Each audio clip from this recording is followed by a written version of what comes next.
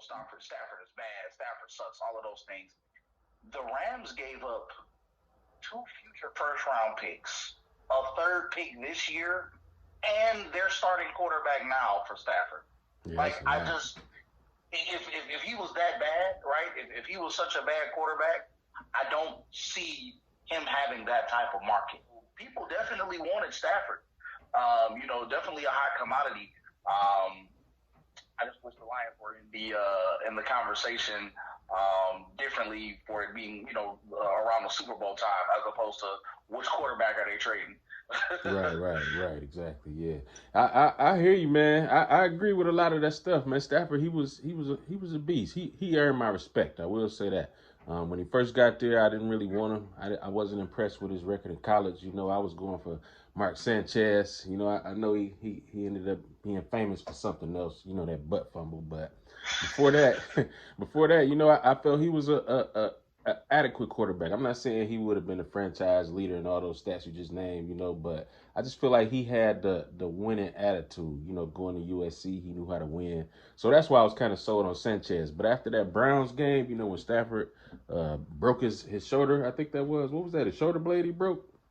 His collarbone or something like that. When he almost lost his whole arm, it looked like, and he was out there playing with one arm. That's when he earned my respect. And after that, I kind of gave him a chance, and then he warmed up on me. But, now that he's gone, I'm not going to say it brings me new hope, but it's just like I felt we relied too much on Stafford's abilities. It was like we relied too much on his arm talent, and we didn't give him enough of what he really needed to win. Like a run game. I feel like he never really had a run game. And no matter how strong that arm is, unless you a generational talent like Mahomes, where you can, you got the arm talent and the leadership. If you don't have both, I feel like it's going to be what you saw in Detroit. Just a lot of stats. That's just how I feel. But he is a good quarterback. I just don't know how he'll be when that heat to win is on him. Because he never had that in Detroit. He never really had Super Bowl expectations or be able to take your team deep into the playoffs. He never had that in Detroit, so that's what I want to see. I want to see how he handles, championship expectations, and I guess we'll find out soon. We will find out soon enough. Agreed. I'm gonna go ahead and throw out this prediction because I feel like it's only right. I'm predicting the Rams to go back to the playoffs this upcoming year. Okay. And I am predicting them to win at least one playoff game with Stafford behind the helm. At the helm, at quarterback. So you think Nine is going to be able to do it, huh? Finally get over that playoff hump. I believe he will be able to do it only because he's going to be able to play complementary football. The Rams will be able to play complementary football. Not only do they have a good defense, because they didn't lose nobody from there. Right. They got a good defense. They got a very strong running game with Cam Akers as their starting tailback. They got good receivers. And a couple good tight ends, right? I don't see them really falling off, right? And last year they went 10-6 and went to the divisional round. Yeah. I don't see why they can't do the same thing or even better with a quarterback who has an arm as good as Stafford's. Yeah, that is true. He got that arm strength, and I'll never deny him on that. Just that arm talent, period. So what about Goff? How do you think he's going to do in Detroit? You know what? Sometimes, people need a new scenery. People need just a new scene in general. And I really feel as though Goff is going to come in, right, get some tutelage, learn some different things under our new offensive coordinator, Anthony Lynn, who's going to be able to get the most out of Goff. And we're going to probably draft a couple receivers or get a couple in free agency that will allow them to basically get a lot of rack. And for those who don't know what rack is, just run after the catch. We're gonna see what he does with Galladay. Hopefully Galladay comes back, and if we bring back that same receiving core, he should be able to make some noise. I feel like if everybody's healthy. Absolutely. Yeah. So I guess moving on, man. Kind of getting to some championship football. Since we're talking about what Stafford has the potential to do. Or what people say. I need to see it, but all right. So yeah, moving on to the next topic. We got some championship football coming up with the Super Bowl this Sunday. What's your picks there? So definitely going Bucks. I'm going Tom Brady and the Bucks 30, Kansas City Chiefs and Patrick Mahomes 27. Okay. That is my pick. And I only say that because I've only seen Tom Brady lose, 2 Super Bowls? 3. 2 Super Bowls, or is it 3 Super Bowls? Yeah. Two different quarterbacks. Eli had to do what Eli had to do, Yeah, Eli did his thing twice, right? But it's hard for me to go against a man who literally switched conferences and then took that team to the Super Bowl. Man. He would literally be the first quarterback ever to win the Super Bowl after taking taking 2 different teams in 2 separate conferences to the Super Bowl. He'd be the first one ever. And then he got a home game. Right. This is at home, and this is Super Bowl number 10 for him. I just like Patrick Mahomes is a generational talent. He's going to go down as one of the best in history. But as it stands right now, the best in history is his opposition. He's still playing, right? Exactly. That's my thing. Brady is still playing, people. I mean, I know Mahomes is next up, but Brady's still on that field. Like you said, this is his 10th Super Bowl, so that's a lot of experience, man. I just feel like that's a lot to overcome. I feel like in terms of teammates, believing in their quarterback, I feel like everybody on the Chiefs is saying, all right, we got to play for Pat. He's up next. I feel like everybody on the Bucs saying, all right, we got to play for Tom. He's up now. And, hey, we're going to see which one gets the best results. I got the Bucs, too, though. I think it's going to be more defense than people think. I think the score is going to be somewhere in the 20s. I'm thinking 28-24 Bucs. 28-24 Bucs. Yeah, we'll see how that works out, man. And if you remember, man, we kind of talked about this topic in episode 4 on season 1. So we was kind of ahead of the curve on this one. So we'll see how we do this week, and then we'll come back and see if we were right 2 times in a row about the same team. Let us do it because we're professionals. I do believe we might be. We know what we're talking about, people. We know what we're talking about. All right, so kind of moving on. I guess since we are talking about champions, let's talk about the NBA champs. Those LA Lakers. They went into that bubble. They were really focused. A lot of people. It was real polarizing. Some people said they felt it was an asterisk. It was too much going on. People couldn't focus. And then other people said that's why they felt it was deserving, because everything that was going on. The Lakers win that bubble. They focused. They got things done, and they look like the most dominant team to me. So I don't think it's an asterisk there, just because, like I said, with the social unrest, you had a pandemic going on, and they still was playing business as usual. So for me, that shows mental toughness. But it's a different season, so I feel like it's a bullseye on that back now. And these are the teams who I feel like kind of have a choice, or I guess I should say a chance to kind of, take them out, but I still feel like the Lakers are the favorites. So my little teams, or my list of teams to watch, to look out for, I got the Nuggets, the Nets, the Clippers, the Celtics, the Sixers, and the Bucks. You think any of those teams got a chance to dethrone the champs or anybody else? So I do believe that some of those teams have a chance that you mentioned. One team that you mentioned, I'm going to take out immediately, and the reason why is because they play no defense, and I really feel like you know where I'm going with this. But the Nets, the big right? 3.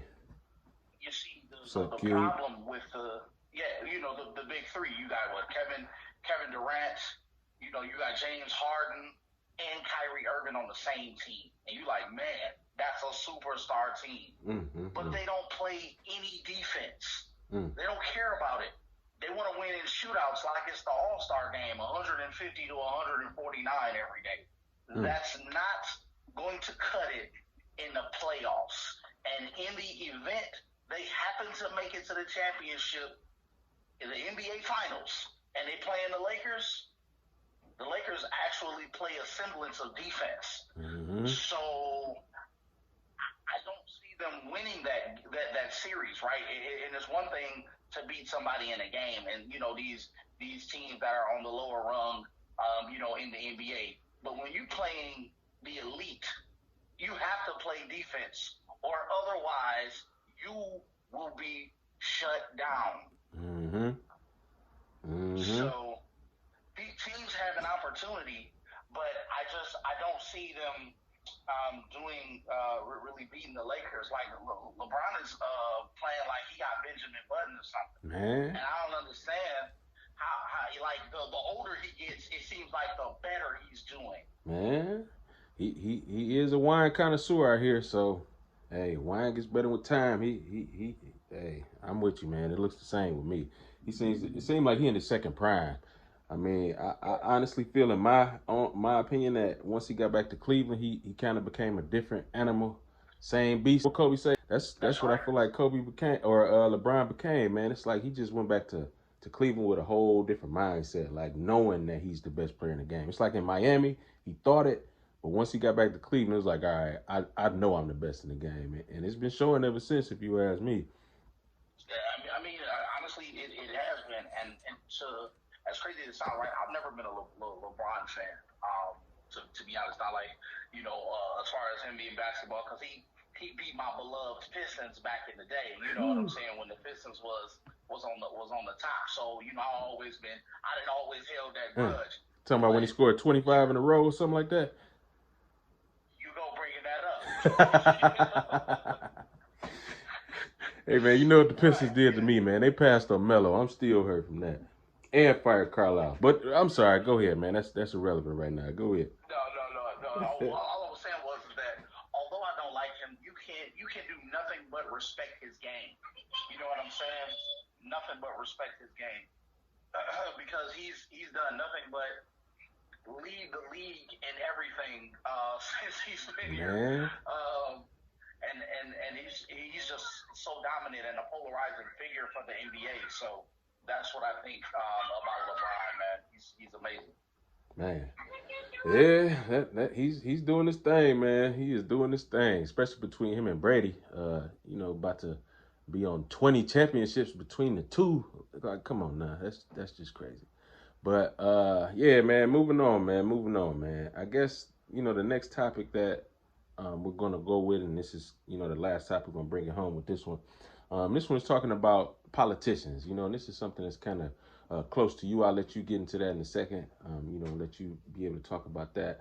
But before we get there, I just want to kind of just bring it up and kind of talk about where we're going with it. I'm just trying to get people to understand that politics is kind of like a relationship. It's like a give and take type of thing. It's like you help me, I help you, and I just want people to realize that the more you do for your politicians in terms of donating to campaigns and just being active in their campaign, the more they'll do for you once they get in office. And I feel like people think that once they vote, that's it.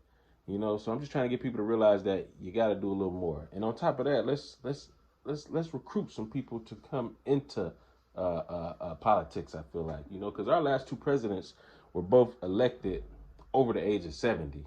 So with that being the case, it's like where's the young blood? And I'm not saying necessarily be president at 35. But what I'm saying is if you think about sports, if you think about entertainment, the older people, the legends, they usually grab somebody before they go out the door. They grab somebody, put them under their wings so that when they gone, they kind of got somebody to watch, kind of got somebody to follow their path, but take it a little further or do something else with it. You know what I'm saying? So I'm just saying it's just in sports and entertainment, it's a lot of mentorship, I feel like. But I don't really see that in politics. What's your thoughts there? You don't see enough of our younger generation getting into politics, or enough of them who know about it.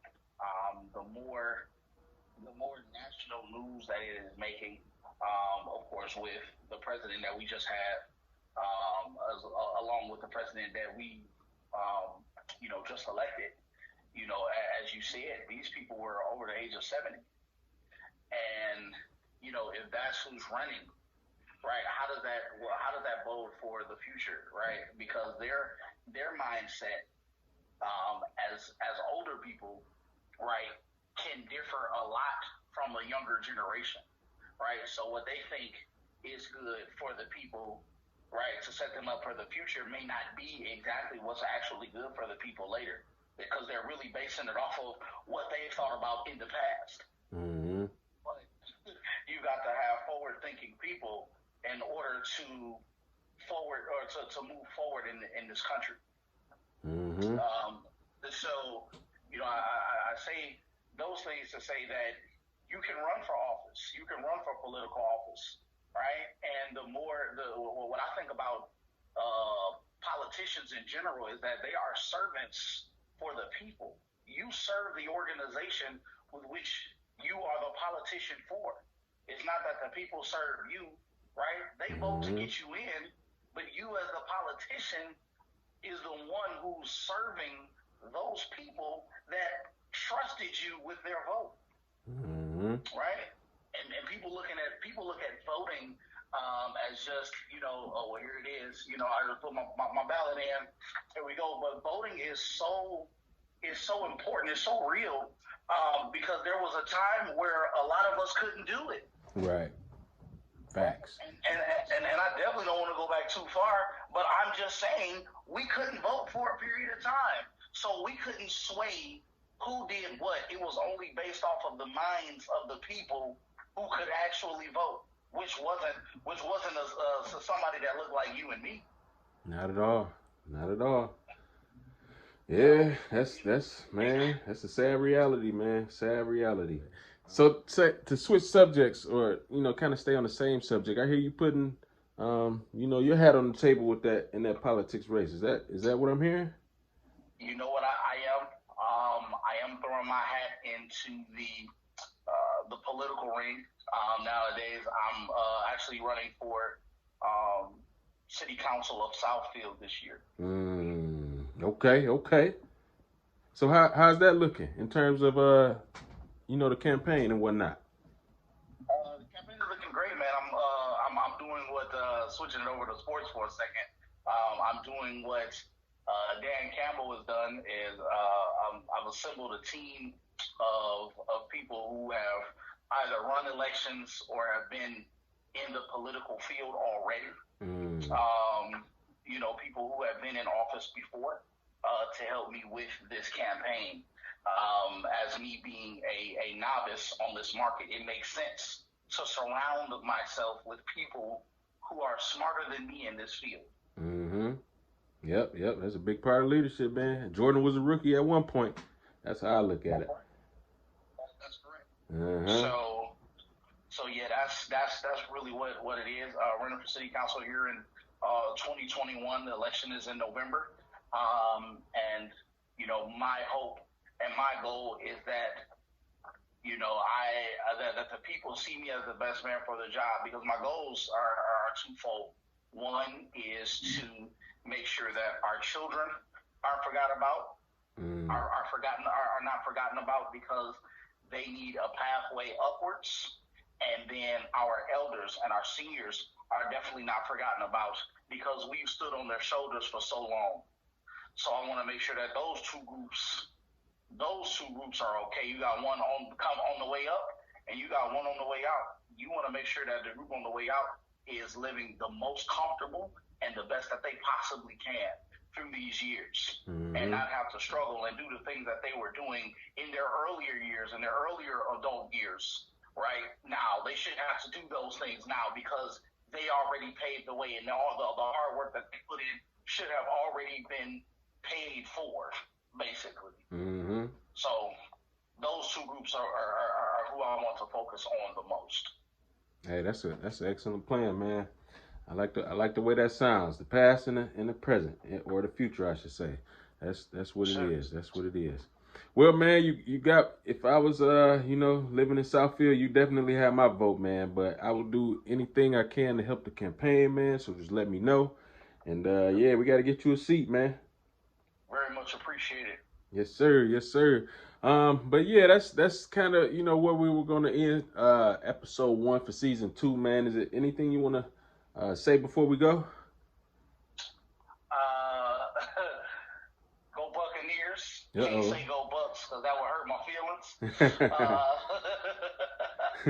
We'll go Buccaneers. Let's get Tom Brady this 7th Super Bowl. And I honestly feel like, in parting words, that if he wins the Super Bowl this year, that he'll probably ride off into the sunset and not come back for that for that second year on his deal. He might as well, man. A hot take for you right there. He might as well. You would if you win number 7 on your second team in your first year at home after the career that you had, man, you might as well retire. It ain't nothing else to do. Like that's a Madden career. I used to do that type of stuff on Madden. Oh, I'm gonna go to a whole nother team and see how long it takes to win the Super Bowl. Man, he did it in one season if he gets it done. So yeah, I agree, man. Just ride off on that white horse if you do what you need to do Sunday time. Just hang it up, bro. You did everything. But yeah, man, that's it, man. We're gonna let you get about your day, man, and we'll have this out before the Super Bowl, so we will keep you posted. Yes, sir. All right, peace.